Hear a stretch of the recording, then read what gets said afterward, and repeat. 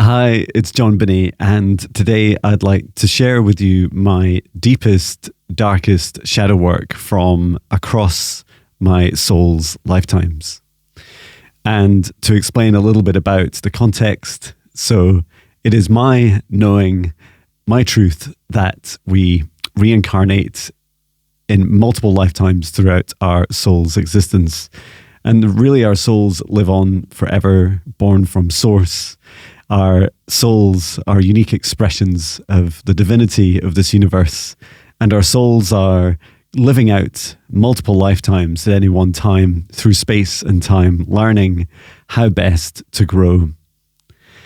And so in my shadow work, I'd like to share some of my deepest, darkest moments. And I'm going to go back to just shortly after my awakening in 2017. And in November 2017, 6 years ago, perhaps to this day, I was going through an awakening journey. I started meditating each day, and I began speaking to my spirit guides each day, asking them for messages and taking these messages and turning them into songs to raise people's vibrations. And the music studio that I had at home at the time had this great big wall of mirrors. And so when I meditated in my music studio each morning, I would be facing these mirrors. And after a while, I became aware that I was guided to open my eyes really to see what was in the mirror when I looked deeply into the mirror. And each time I looked in meditation or just stared for long enough, I would see my face change. I would see Native American faces. I would see different galactic faces. And for this particular one that came through for me, I saw a face, and I'm just calling that face forward just now. It is a version of me. And if I was to describe it up close, I had green, blue skin. Like most of it was green with some blue kind of speckled through it. And I had quite pointy ears, almost like an elf, or a little bit like a cross between an elf and an orc from, if you're a fan of the Lord of the Rings and other movies. And quite sharp, jagged teeth, and the eyes of very kind of piercing eyes, almost reptilian, like yellow eyes with like somewhere between like a reptilian and like a reptile and a cat's eyes, like these black lines down the middle, and very piercing eyes. And there's something about his eyes when I look into them, that when he looks at you, it's like he's looking through you, and it's not really a gaze that you wanted to engage with. And so in that lifetime, and really none of what I've visually described has anything to do with the behavior or the associations with, reptiles or liar and cat beings or any galactic race. It's totally independent of all of that. And really, this was an incarnation where I was a mix of different races, and a natural mix of different races. And so on this journey, I discovered that my healing, excuse me, I just paused to sneeze. I discovered that my healing was a journey of where I was on a galactic federation ship, and I've seen this galactic federation ship many times. It's very large. If you're to see it like I have in the sky, it's about 5 full moons in length, with just full of these beautiful lights across it, which are all the little cabins of and workstations and work areas for all of the galactic races that come together on Athena. And they're from all around the universe. And it's a very loving, very caring ship. And this ship is here at this time to assist us and Earth's ascension. And in one of the lifetimes, if I call it the first lifetime, I had learnt the ability, this psychic ability, this metaphysical ability to be able to see anywhere in the universe. Now, the true power and extent of that ability, I feel like I have knowledge of some of it. In fact, some of it I can do today. However, it does feel like there's some of it is still not being revealed to me, and so there's that element of mystery in this shadow work. In the first lifetime, things were very positive. I would spend my time on the ship, on one of the viewing decks, looking out across the universe. So, and this is really just like a meditation space to be able to look out across the stars or the planets, wherever the ship happened to be. And I would really focus on being able to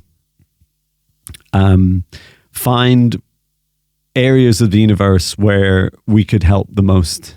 And it's like a process. I saw this process of zooming in. So it'd be like kind of finding the hot spots, like where are the energetic areas, like the quadrants or clusters of galaxies where energy has been building, more towards the light or more towards the dark, and everything in between, and where there was especially where there was light and dark, very strongly, there wasn't a balance, but there was these kind of almost dualistic sides to the one spectrum being shown, that we would then zoom in closer to see what was going on. And our missions included things like finding people who needed the most help, visiting them if need be, and assisting them in whatever way we could. Everything from guidance and counseling and just being contact, being first contact for them, or helping more practically, and sometimes engaging in rescue missions and small skirmishes and battles. And then that lifetime was just really one full of bliss. It was really beautiful. It was just really a process of, we felt like we were agents of Source helping rebalance dark and light.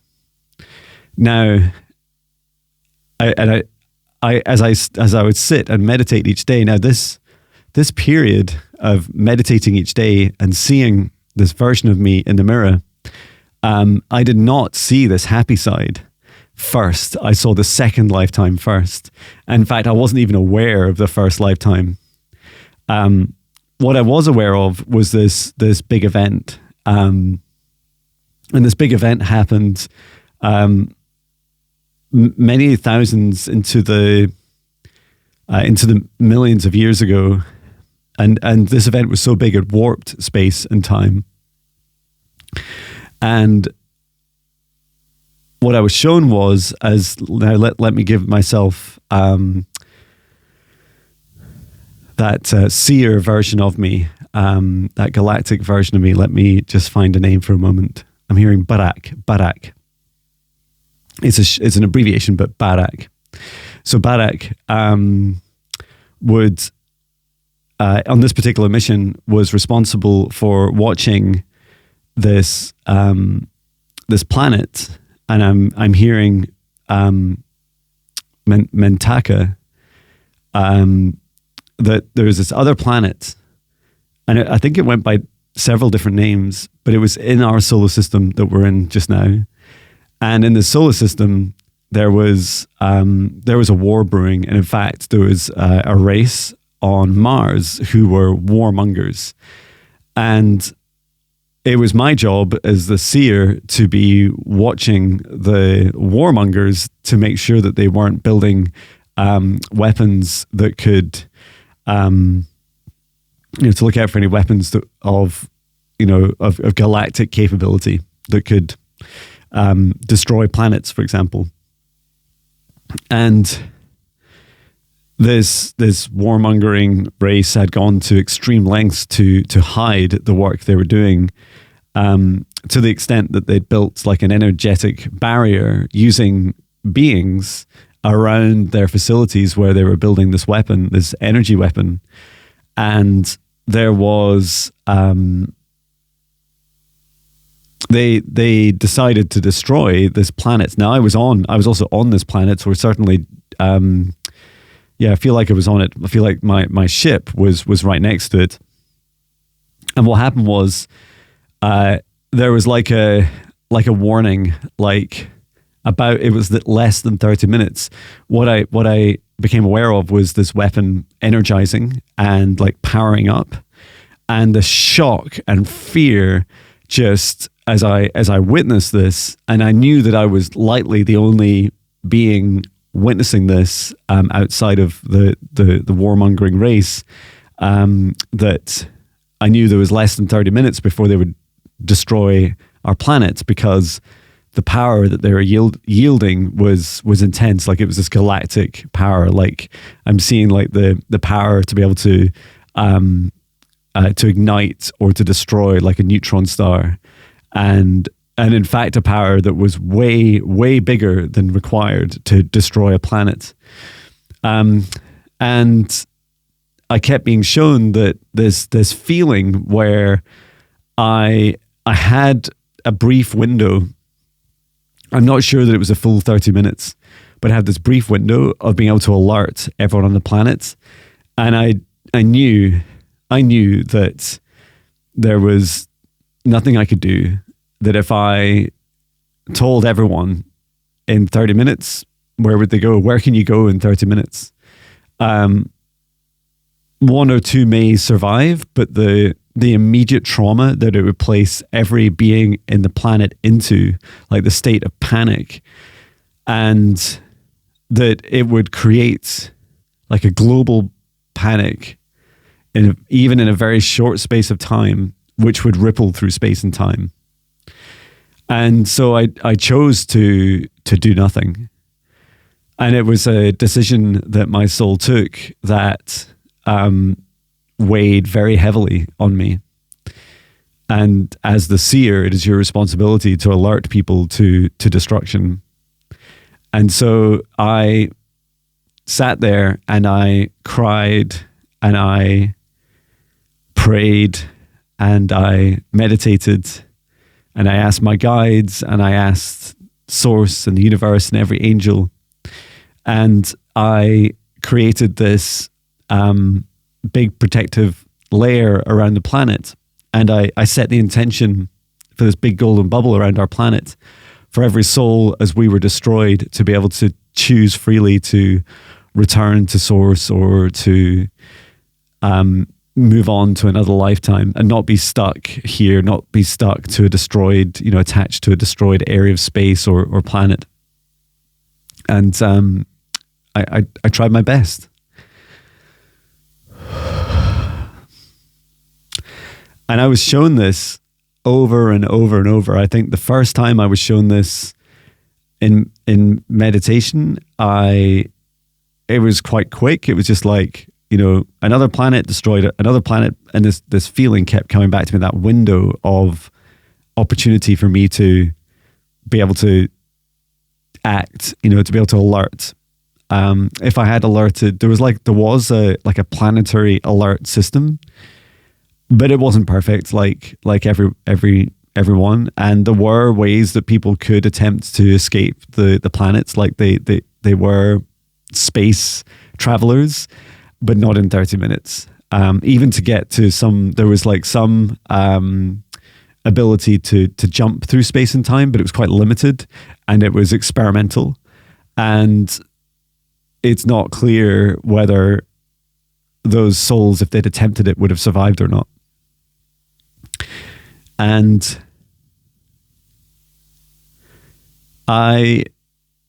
when I look back to that moment now, and this is very healing for me, so thank you for listening and allowing me to share this in the safe space. As I look back in that moment, that window of decision for those 30 minutes that I had, quite quickly within the first few minutes, I had decided. And I thought this is quite common, I see this in client sessions, when our souls, when we reflect back on previous lifetimes, we often recall the most negative, like the strongest emotions.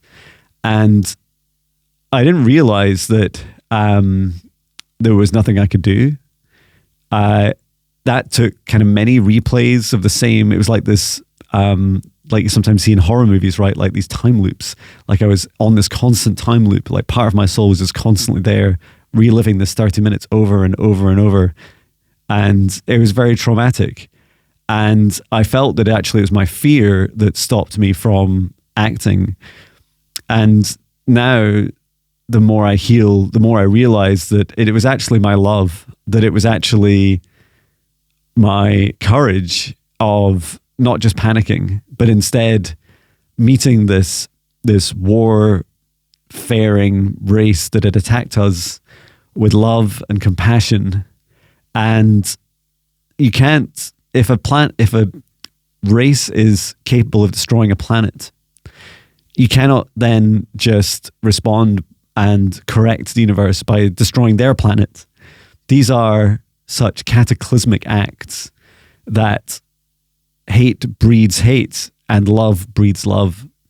And as tragic and as horrific as this horrible attack on my planet was, and the loss of billions of lives, I still had to just face that with my love and accept that all of us had a part to play in the pre-escalations to that point, in everything that we'd done together. And that as I reflect on looking at different areas of the universe and how the spectrum of light and dark, light to dark, can become like warped to appear dualistic, like a rainbow bent round to, like at the ends, and you're looking at the ends to see dark and light and seeing that they're separate, but actually they're still connected in this rainbow colors of spectrum in between. And so I now look back at that time with great love and healing and acceptance, and surrender to the consequences of what happens when we do these things to each other, whether we're humans or whether we're galactic races or whatever species we are. We're just as capable of doing these things to ourselves and each other. And that over time, the more we love our way through it, and it doesn't mean to say that we should just accept being attacked all the time. That is also not the case. But it is this achieving this balance, this harmony of accepting the darkness and light. And there were other things going on. Now, there was reasons why the warmongering planet had, or a species on Mars had attacked us, was because we were shifting in our work from being like,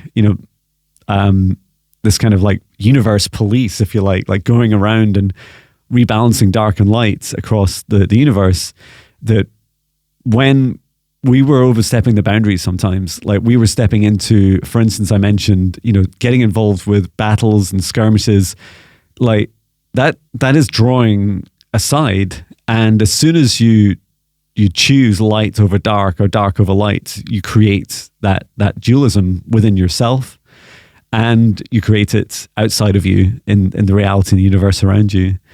And there were times we became too light, which is also a form of darkness, right? Which is where we would try and be preventative, like if you've seen the movie Minority Report, like pre-crime, would try and do things to stop things escalating and getting bad.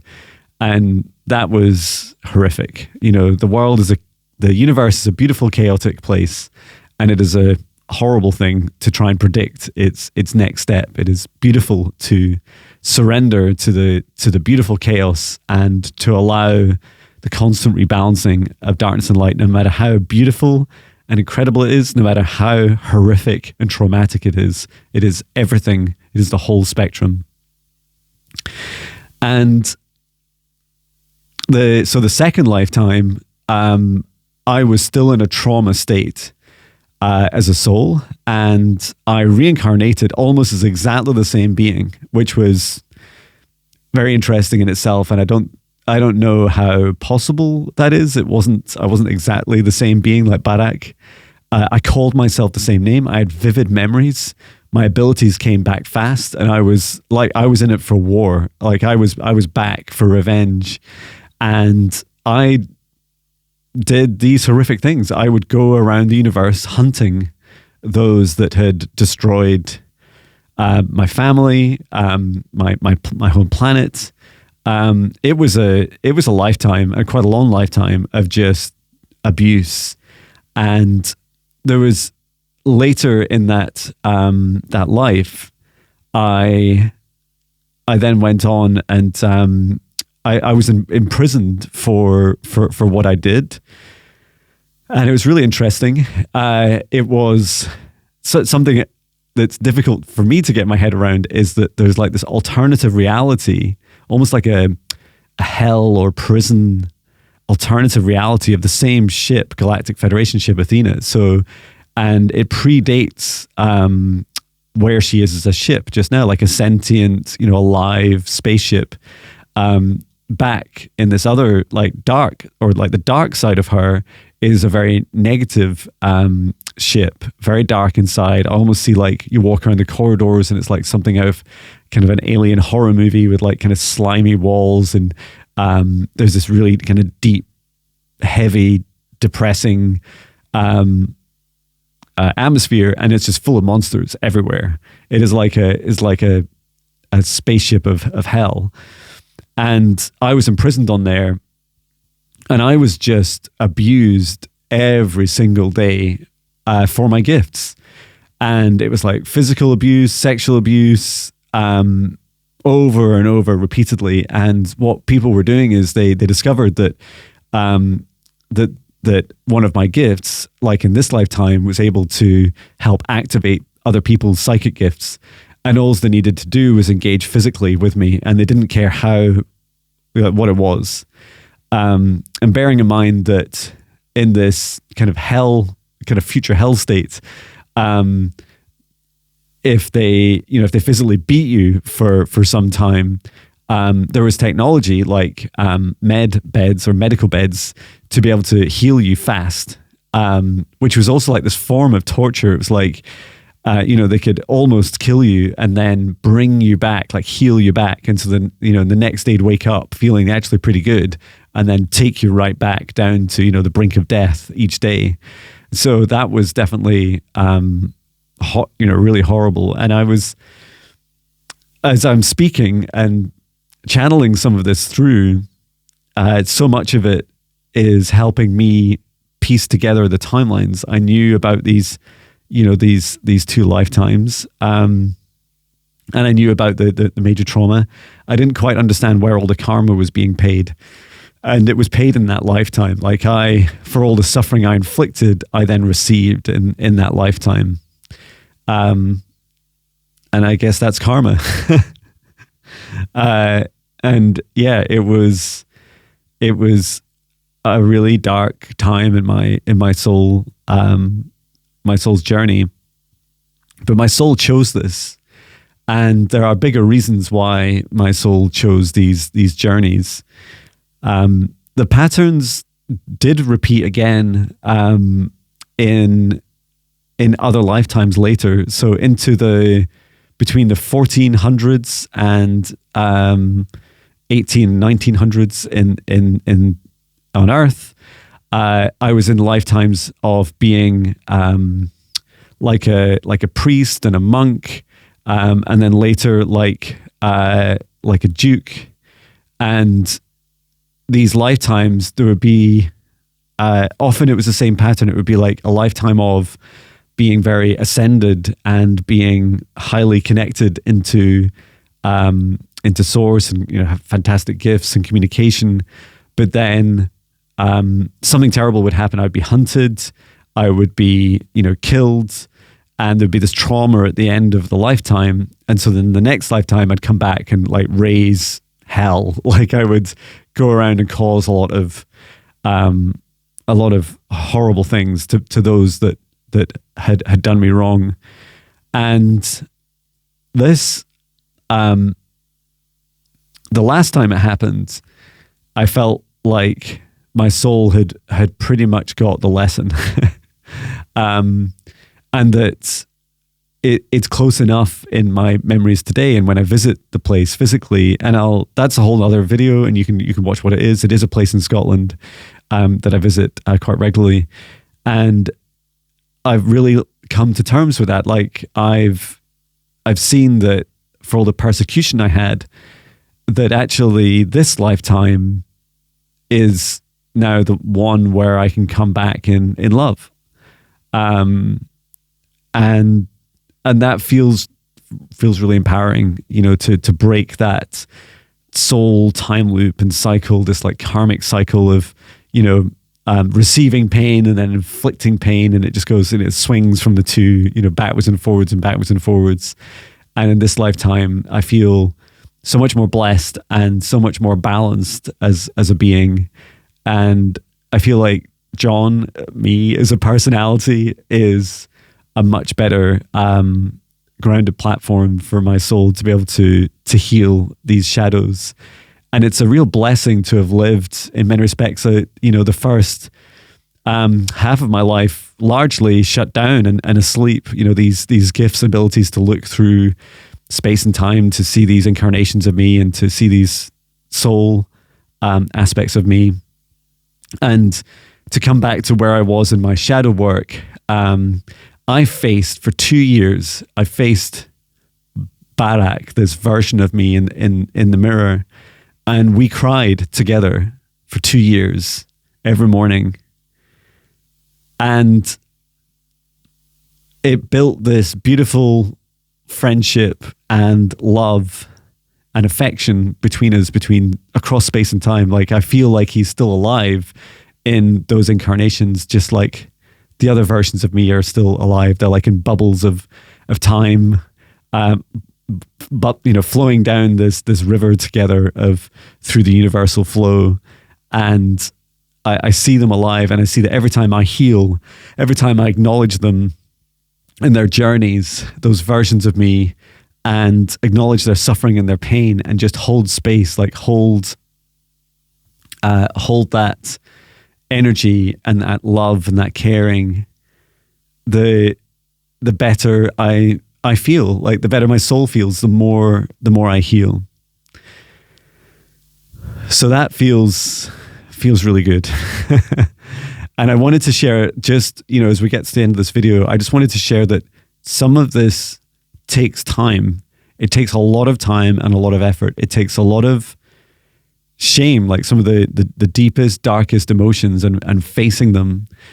And as I prepared to create this video, I realized that although my healing is largely complete, I feel that it is complete. My healing is complete. I feel like people watching this and people that know me could find it quite shocking, some of those darkest moments of hunting beings around the universe, using my gifts. Like that's a really dark thing. And I'm not scared of judgment. Like I know that I am my own judgment, and I've paid my karmic price over and over and over, and including in this lifetime. However, I feel that it's important for me to share this, because as shocking as it is to share, I feel that it's important that all of us share our shocking shadows, because the more we do it, the more we can do this and take off our hoods, take off our, stop hiding every aspect of us and show and share every aspect of us. It is the whole of us that we choose to love. We can only truly embrace self-love when we embrace the whole of us. And I embrace the whole of me, all of those dark times I hunted, and all of those times I was punished, and all of those times I rescued and loved. And I bring them into this lifetime, those experiences in my soul, to help this planet at this time, to help develop my gifts in safety and in beautiful magic and exploration, and to help create, co-create a beautiful new reality for everyone. I would love to hear from you what you thought of this video. If you've made it to the end, please let me know what you'd like me to do next in terms of a long video explaining a bit about my journey or topics that you'd like me to cover. So thank you very much. And I'm sending my love from Scotland. I love you.